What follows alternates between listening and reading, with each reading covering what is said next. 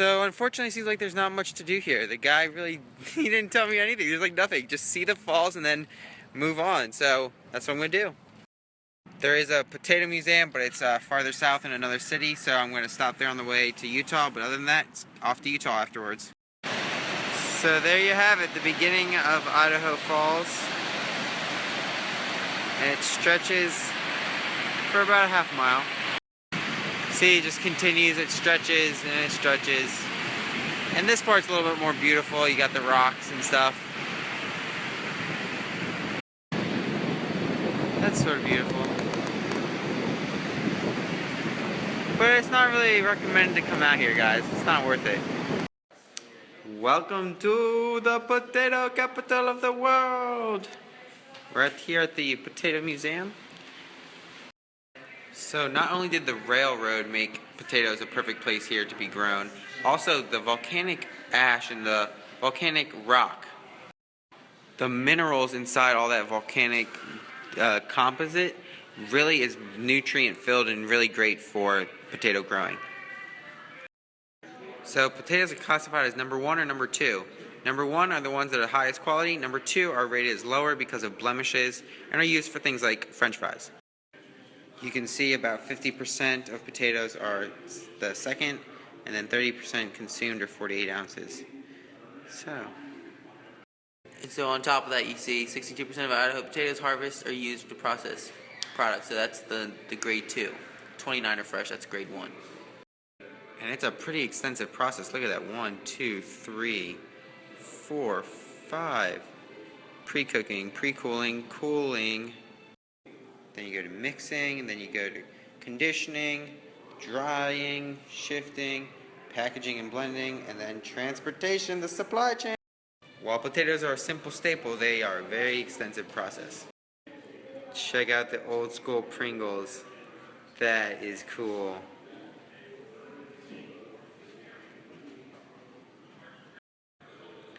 I would love to own these containers and try them out. Because I heard old school Pringles were not good. And then here is the world's record largest potato crisp or chip. Oh, that is so cool. 25 by 14 inches, 920 calories, equivalent to 80 regular potato chip crisps. That's crazy. That's cool. All thanks to Procter & Gamble.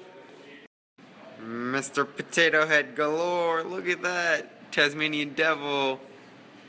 Captain America. Batman. All the Marvel.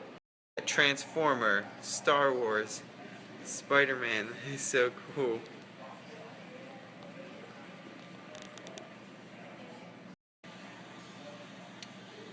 Yeah, the Phillies. Stormtrooper. Yoda. Look at that, Yoda. Look at these guys.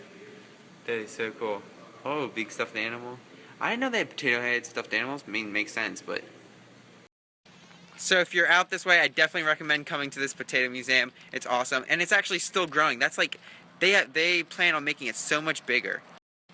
The woman in charge, she's so nice. She's doing it all on her own. She's doing all the research on her own, all the work. She wants to make this thing so much better, and it already is great, so... Definitely recommend coming out to it. It is cool. Now I'm on my way to Salt Lake City, so a long drive.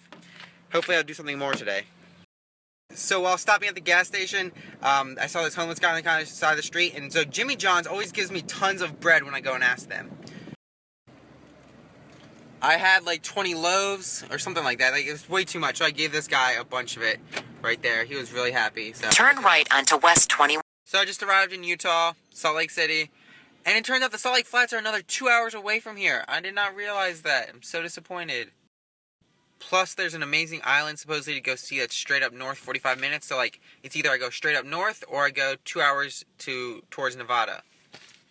So I have to decide what I'm going to do, which is so heartbreaking because, like, I came all the way down here just for the flats, but I might actually not go. Aww. But I know to start, I'm just going to start in the city and just bike around the city and see what there is to see. Welcome to the temple. I don't know why, but it's supposedly a big attraction. So I'm here to check it out. It is really tall though. It's beautiful from the outside. I like these doorknobs. Look at that. Oh man, why is it? How do I get in? So actually, it turns out you can't go in unless you're getting married. So I don't plan on doing that anytime soon. So I'm not going in. But you can go see a replica next door, which I'm gonna go see. Also, the walls are like 7 feet thick, granite stone, so it's like a fortress. Whoa! Here's the model. You have to. They want to do that.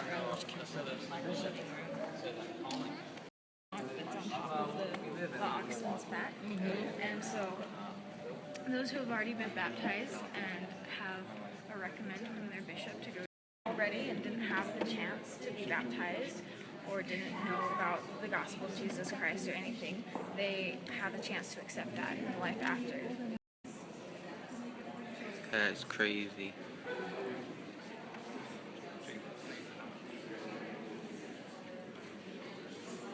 Watch this. This is the craziest water fountain I've ever seen in my life. That's literally like a foot tall. This view, the Capitol, the hills. Look at the beautiful mountains. My favorite thing ever.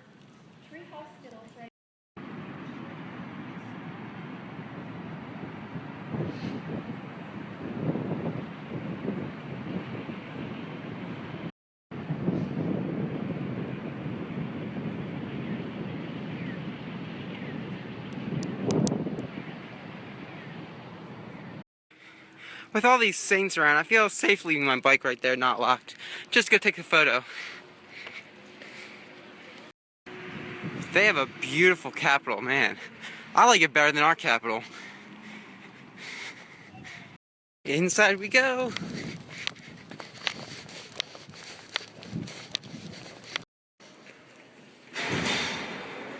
Whoa. This place is grand.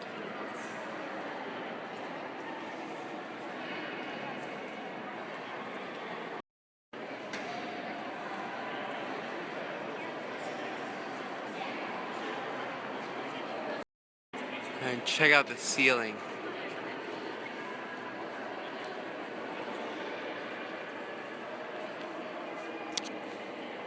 So they have two parliaments just like we do in the United States. This is the Senate right here, where they meet. And actually, that was the House of Representatives I just went in. Over here is the Supreme Court, and then I don't know where they have I don't know if they have a Senate, but that's cool.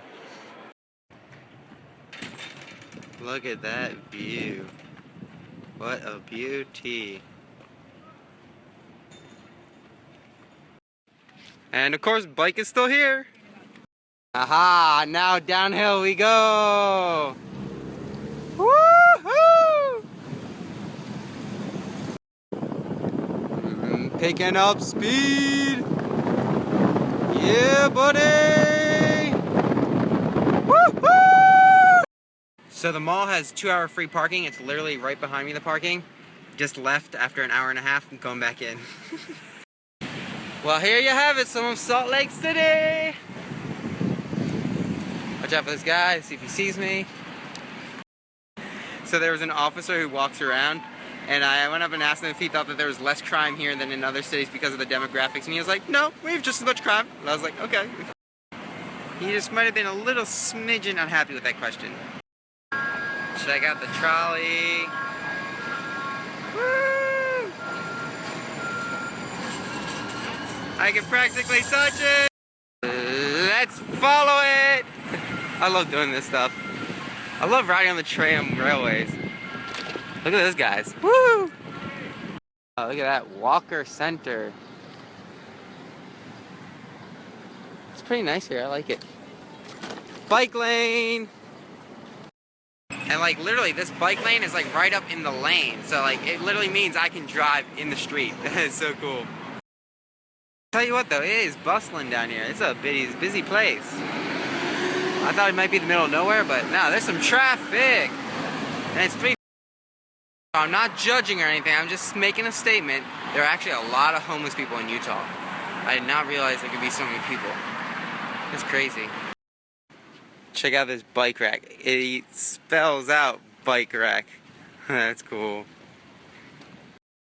So I just have to make like a blanket statement. Like, Salt Lake has some really nice buildings.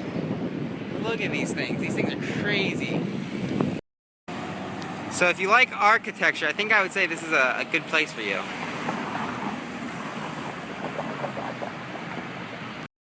What I do love about Salt Lake City is that they have all those biker taxis like everywhere else in every other city, but these guys all wear different hats, and I like it. I saw a Viking, a sailor, this weird like monster thing. It was pretty cool. I actually just talked to the visitor center again too, and I said that I had asked the cop that question. She's like, yeah, we're definitely a very liberal city here down in the center, especially beer, and she said they're pretty outlandish here. Supposedly an attempt to prove everybody wrong, that just because it's like the Mormon, like the church and all that stuff is here, they are not just that, they can be more outgoing. So after looking at a map of like Salt Lake for like the past like 2 hours, like no, the past like 45 minutes, I'm so thoroughly confused. There's so many ways I could go. There are so many scenic things I could do. I could go out to here, this little island, I could go this way and then go to the Salt Lake Flats, I could go just north again. So many options. But I came here for the flats, and even though they keep telling me it might not be that amazing as I think it will, I have to go out to it, so I'm going to take the southern route and see what happens along the way. The middle of northern Utah, on the way to Salt Lake Flats, but look at this. There's just hills and valleys literally everywhere. Chipmunk! Yeah! Or a ground squirrel, whatever. Guys, I made it to the Salt Lake Flats! Booneville Flats, or Booneville, not sure. Look at this, it's pretty hard. Woo-hoo!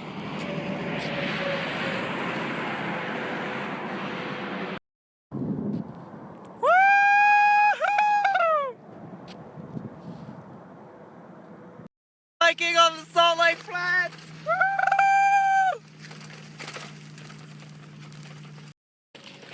But unfortunately, it's too wet to get any sort of speed. This is the kind of stuff that they wouldn't be doing races in. Anytime there's just a little bit of water, it's no race. And then check out my tires. They got some like serious gunk on them. My shoes too. Look at that.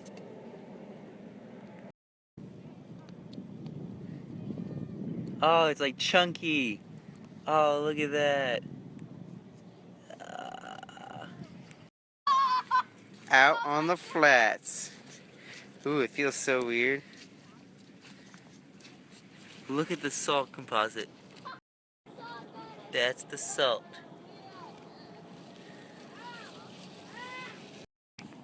And then of course I can't leave without grabbing a drink of salt. Check out this town I found on the way.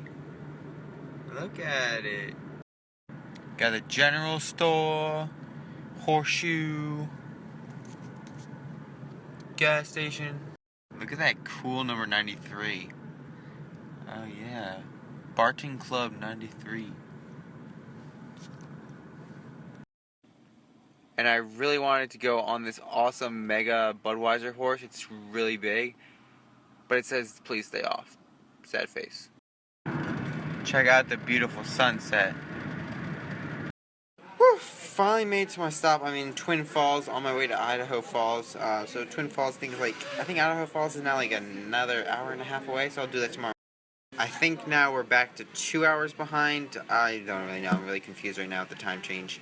Nevada was farther behind, but Idaho's not.